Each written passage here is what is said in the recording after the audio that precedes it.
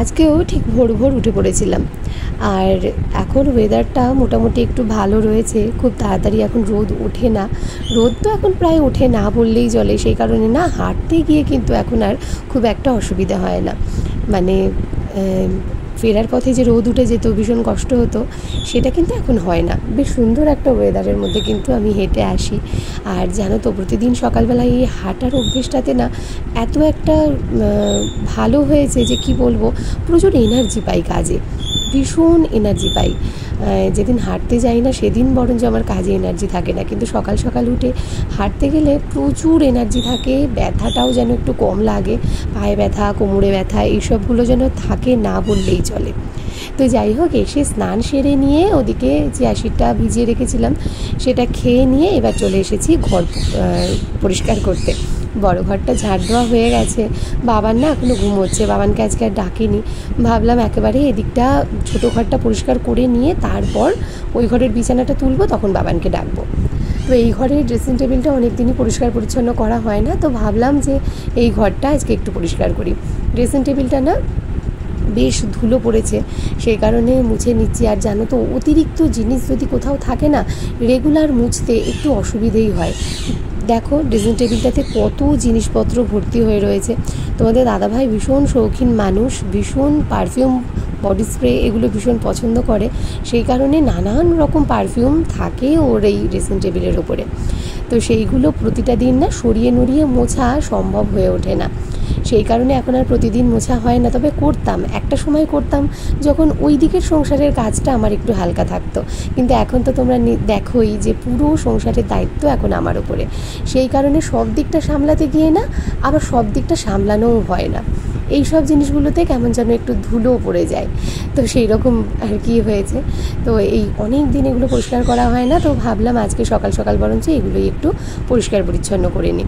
আর তোমাদের দাদাভাই না বেশি দিন হয়ে গেলেই তখন আমাকে বলবে, মনা আমার ঘরটা একটু পরিষ্কার করো, আমার ড্রেসিং টেবিলটা একটু মুছে দাও, তখন আবার সেগুলোকে আমাকে করতে হয়। তবে এবারে আমাকে কিছু বলেনি, আমি নিজে থেকেই এসেছি। তো যাই হোক, এদিকটা সমস্ত পরিষ্কার পরিচ্ছন্ন করে আবারও নতুন করে ড্রেসিং টেবিলটা সুন্দর করে গুছিয়ে নিচ্ছি। নমস্কার বন্ধুরা, আমি প্রিয়াঙ্কা। কেমন আছো সবাই? আশা করছি সবাই খুব ভালো আছো এবং সুস্থ আছো। শিবপ্রিয়া স্টেডি লাইফস্টাইল চ্যানেলের আরও একটি নতুন ব্লগে তোমাদের সবাইকে অনেক স্বাগত আর অনেক ভালোবাসা জানিয়ে আজকের ব্লগটা এখন থেকে শুরু করছি। ছোট ঘর হলেও এই ঘরটি আমার কিন্তু বন্ধুদের ভারী পছন্দের একটা ঘর। আমার দোতলার ঘরটাতেও যেমন সবাই খুব পছন্দ করে, আমার এই ছোটো ঘরটাও কিন্তু অনেকেই পছন্দ করে। অনেকেই আমাকে কমেন্ট করে জানাও যে এই ঘরটা তোমাদের খুব পছন্দের। আর আমার থাকার যে ঘরটা, সেই ঘরটা তো অনেক পুরনো হয়ে গেছে, তো ইচ্ছা আছে এবছরেই আমরা এই ঘরটা রিপেয়ার করব। দেখা যাক কতদূর কী করতে পারি। অনেক রকমই তো প্ল্যান করে রেখেছি আমার ওই ঘরটা নিয়ে। নিজের থাকার বাসস্থানটা না সত্যি সেটা কিন্তু অনেকটাই ঠিকঠাক রাখা ভীষণই জরুরি। যেখানে আমি রাত্রে ঘুমোতে যাচ্ছি, যেখানে আমি সকাল থেকে উঠে সমস্ত কাজকর্মগুলো করছি, সেই জায়গাটাকে একটু গোছগাছ করে রাখা থাকলে সত্যিই কিন্তু কাজে অনেকটা এনার্জি পাওয়া যায়। এই যে আমার ঘরটাতে রং থাকে না, বেরং একটা ঘর, এবং ঘর থেকে প্রায় চুন বালি সমস্ত যেন মানে খসে পড়ছে, এমন অবস্থা আমার এই ঘরটাতে হয়েছে। আমি যতই গোছগাছ করে রাখি না কেন, আমার এই ঘরটা ভালো লাগে না। ক্যামেরাতে কিছুতেই যেন ক্যামেরায় সুন্দরভাবে আসে না।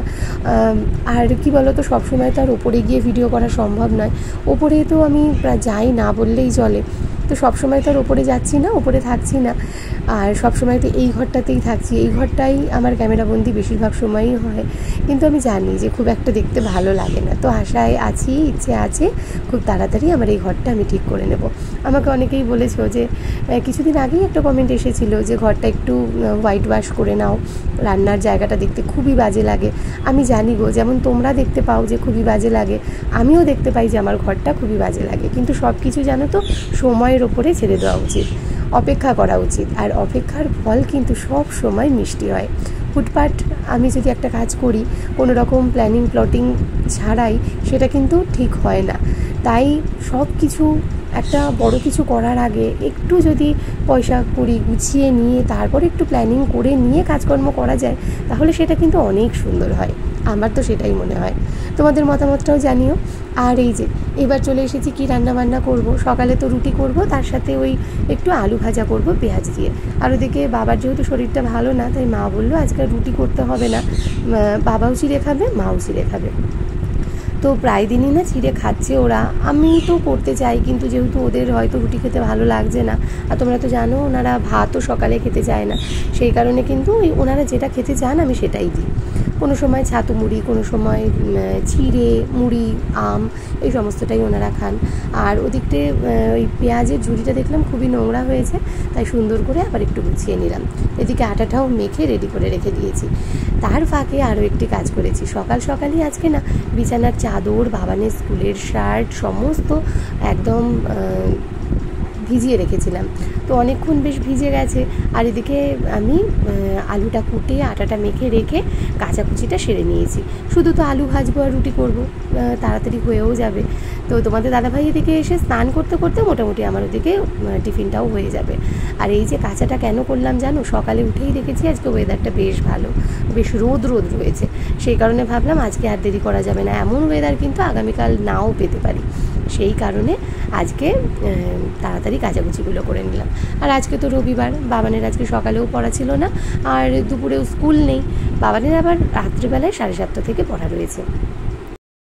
যখনই ভাবি এই একটা কাজ হয়তো শেষ হলো, তো তখনই না আর একটা কাজও চলে আসে। আজকে সকালে যে জল ভরিনি, তো ওইদিকে একদিকে আমি আলু ভাজছি আর একদিকে জল ভরতে যাচ্ছি। তো এই চলছে আমার, একই সাথে দুটো কাজ করে নিচ্ছি। বাবান একটু বের হলো, সেই কারণে বাবানকেও বলতে পারছি না যে জলগুলো তুই ভরে রাখ। তো এই দিকটাতে দেখো গরম গরম রুটি সেঁকে নিয়েছি, তার সাথে আলু পেঁয়াজ ভেজে নিয়েছি আর ওদের খেতে দিয়ে নিলাম। চাল বাড়ন্ত ছিল, আর দুদিন ধরে এত বৃষ্টি হচ্ছে, তোমাদের দাদাভাই দুপুরবেলা যে চাল নিয়ে আসবে আনতেই পারছিল না, সেই কারণে আজকে সকালবেলাতেই চাল নিয়ে এসেছে। এবার সেই কারণে চালটা যেহেতু এনেছে, তাই আর মাছ আনতে পারিনি, মানে চালের সাথে তো মাছটা ঠেকে যাবে, সেই কারণে আজকে আর মাছ আনা হয়নি। ওই ঘরে যা আছে সেই দিয়েই রান্নাবান্না করে নিচ্ছি। আর এদিকটাতে দেখো কি সুন্দর ওয়েদার আজকে, কি সুন্দর, মানে চারিদিকটা হাওয়া দিচ্ছে, আর এই হাওয়ায় কিন্তু আমার জামা কাপড়গুলো সমস্ত প্রায় শুকিয়ে যাচ্ছে। আর এদিকটাতে দেখো উচ্ছে আলু ভেজে নিয়ে একটু ঝোলের তরকারি করব মা বাবার জন্য, সেই জন্য এখানে একটু পটল ভেজে নিচ্ছি। বাবা মায়ের রয়েছে, বললাম বাবার শরীরটা খুব একটা ভালো না, তাই মা বলল যে বাবা আর মায়ের জন্য একটু ঝোলের তরকারি করে দিতে। তাই এখানে আমি কাঁচা কলা, বড়ি, আলু আর পটল দিয়ে হালকা পাতলা করে একটু জিরে বাটা দিয়ে কাঁচা লঙ্কা চিড়ে আমি ঝোলের তরকারি করছি। আর ওদিকে না উচ্ছে আলু ভাজা নয়, উচ্ছে আলু চচ্চড়ি করে নিলাম। আর হাঁসের ডিম রয়েছে, তো আমাদের জন্য দুবেলার হাঁসের ডিমটাই করে নেব। চলো এবার আমার পরিবারের কিছু সদস্যের নাম নেওয়া যাক। নাসির খান, প্রিয়াঙ্কা নাথ, রেশমি, নিপা গাঙ্গুলি। তোমাদের সবাইকে অনেক ধন্যবাদ আমার ভিডিও দেখার জন্য এবং আমাকে সুন্দর কমেন্ট করার জন্য। রমা আইচ বোন, তুমি আমাকে প্রশ্ন করেছিলে যে আমাদের বাড়িতে যেহেতু নিরামিষ আমিষের ব্যাপারটা রয়েছে, তো সেদিনকে যে ঘুগনি করলাম, মাংসের ঘুগনি, তারপরেই কি আমি তার মধ্যে রুটিটা করলাম। তো কি বলো তো, আমি যখন ঘুগনিটা করেছিলাম তারপরে কিন্তু গ্যাস মুছে নিয়ে তারপর রুটি করেছি, কারণ আমার একটুখানি ছোট্ট জায়গা, তো এইটুকুনি জায়গার মধ্যে আমাকে বারে বারে গ্যাস মুছতে হয়, বারে বারে হাত ধুতে হয়, বারে বারে যে জায়গাটায় রাখি সেই জায়গাটাও মুছে নিতে হয়। তো এই ব্যাপারটা আমাকে কিন্তু একটু মেনটেন করেই চলতে হয়। তো দুপুরের এদিকে বাবা মায়ের খাবারটা বেড়ে নিয়েছি আর ওনাদেরকে দিয়ে এসেছি। আর এইবার এদিকে দেখো, বাইরে দেখলাম হালকা পাতলা বৃষ্টি হচ্ছে, মানে ঝিরিঝিরি বৃষ্টি আর কি। তো এদিকে দেখলাম যে চাদরটা বেশ শুকিয়ে গেছে, তো এটাকে ভাঁজ করে নিয়েছি। কিন্তু এই যে বালিশের কভারগুলো, এগুলো তো একটু মোটা, সেলাইয়ের জায়গাগুলো ভেজা রয়েছে, তাই ঘরে এনে ফ্যানের নিচে দিয়ে দিলাম। ঘড়িতে এখন প্রায় 4টে। আর এই দেখো, আগামীকাল তোমাদের দাদাভাইয়ের একটা নানিমুখের কাজ রয়েছে, আমাদেরও সেইখানে বিয়ের নেমন্তন্ন রয়েছে, বিয়ে, বউ ভাত সমস্ত। তো সেই বাড়ি থেকেই আর কি স্ত্রী বানাতে দিয়েছে। তো এখন স্নান সেরে উঠে এডিট শেষ করে আমি কিন্তু স্ত্রীটা বানিয়ে নিলাম, সন্ধেবেলায় এসে ওনারা নিয়ে যাবেন। তো কেমন হয়েছে আমার আজকের এই সিম্পল স্ত্রী জানাতে ভুলো না, আমি কিন্তু একেবারেই সিম্পলভাবেই করি। আজকে আর একটুকু শুইনি জানো তো, অনেকটাই বেলা হয়ে গিয়েছিল, তো সেই কারণে না আর রেস্ট নিইনি। তো এদিকটাতে সকালবেলাতে আমি ওই রুটির যে চাকি বেলুন সমস্ত মেজে বসে নিয়েছিলাম, বেশ নোংরা হয়েছিল, তো সেইগুলোকে শুকিয়ে গেছে দেখলাম, তাই একটা প্লাস্টিকের মধ্যে ভরে রেখে দিচ্ছি। আমি এভাবেই রাখি, কারণ এর মধ্যে রাখলে না মাকড়সা টিকটিকি কোনো কিছু এর ওপরে উঠতে পারে না, বেশ সুন্দর পরিষ্কার থাকে। আর এই যে টুকিটাকি বাসনগুলো দুপুরে রান্নার পরে মেজে নিয়েছিলাম, তো সেইগুলোও সমস্ত এখন গুছিয়ে নিচ্ছি। একটুখানি জায়গা তো, এখানে এত বড় ঝুড়ি রেখে দিলে আমার কাজকর্ম করতে ভারী অসুবিধা হয়। এবার চা বসাবো, তবে তার আগে এই জায়গাগুলো গুছিয়ে নিচ্ছি। সন্ধ্যা বন্ধুরা, ঘড়িতে এখন বাজে ঠিক সন্ধে 7:20। অনেক দিন আমার এই উপরের ঘরটাতে আসা হয় না, তো ভাবলাম আজকে একটু উপরে যাই। উপরে আসা হয় না বলতে, উপরের কিন্তু অনেক দিন আমি পরিষ্কার পরিচ্ছন্ন কিচ্ছু করি না, উপরটা অনেক দিন এইভাবেই রয়েছে। তো দুপুরে স্নানের পরে না ইচ্ছে করে না, আর দুপুরের সময়টাতে এত তাড়াহুড়ো থাকে, ভালো লাগে না। মাঝে মধ্যে সন্ধ্যের দিকটাতে এসে আমি ঝাটপাট দিয়ে যাই, তো অনেক দিনই আসা হয় না, আমার উপরের ঘরটাতে আসা হয় না বললেই চলে। তো ভাবলাম যে একটু যাই ওপরে। আর বাবানের তো আজকে 7:30 থেকে পড়া থাকে, মানে রবিবার দিনকে 7:30 থেকে পড়া থাকে। বাবান ওদিকে পড়তে গেল, তোমাদের দাদাভাই দিতে গেল, সেই ফাঁকেই ভাবলাম একটু উপরে যাই। আর আজকে রাত্রেবেলায় রুটি করে নেব, তরকারি তো কড়াই রয়েছে। আর মা বাবার জন্য তো দেখি বাবা কি দিয়ে খায়, বাবা আদৌ রাত্রে রুটি ভাত কিছু খায় কি না, কারণ ওই যে বললাম বাবার শরীরটা একটু খারাপ, সেই কারণে বাবা কিছু খুব একটা খেতে চাইছে না, জোর করেই দুপুরের ভাতটা দেওয়া। আর তবে দুপুরে যেটুকু ভাত দিয়েছিলাম পুরোটাই খেয়েছিল, ঝোলটা নাকি খুব ভালো হয়েছিল, তো যাকে সেটা দিয়ে ভালো খেয়েছিল। রাত্রে এখন কি খাবে সেটাই, না খেলে হয়তো মানে ভাত রুটি যদি কিছু না খায় তো হয়তো শুধু এনশিওর খেতে পারে। তো এই ব্যাপার, তো ভাবলাম একটু যাই ওপরটাতে, একটু পরিষ্কার পরিচ্ছন্ন করি, একটু ভিডিওও করি, তোমাদের সাথে শেয়ার করি। অনেক দিন আমার উপরের ঘরটা তোমাদেরকে দেখানো হয় না, তোমরা তো অনেকেই আমার উপরের ঘরটা ভীষণ পছন্দ করো। তো এই যে এসেছি, চলো এবার টুকটুক করে কাজ করি।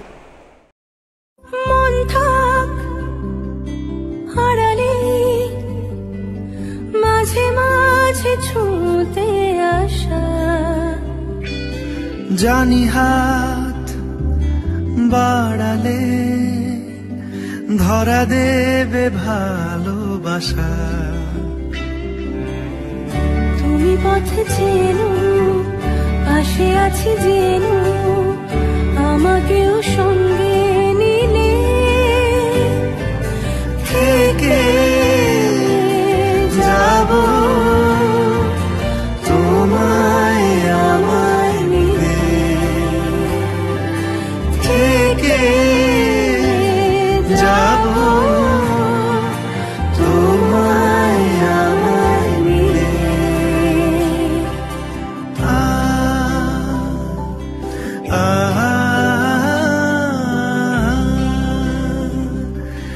La la la,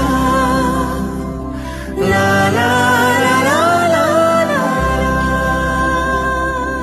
যত দূর যায় চোখ পাশে আছি আমি তোমার। আজ নয় কাল হোক কেটে যাবে অন্ধকার, তুমি অভিমানী হেঁটে যাবে জানি স্বপ্নের সেই মিছিলে, থেকে যাব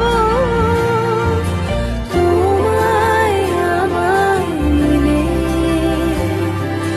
থেকে যাব তোমায় আমার মিলে।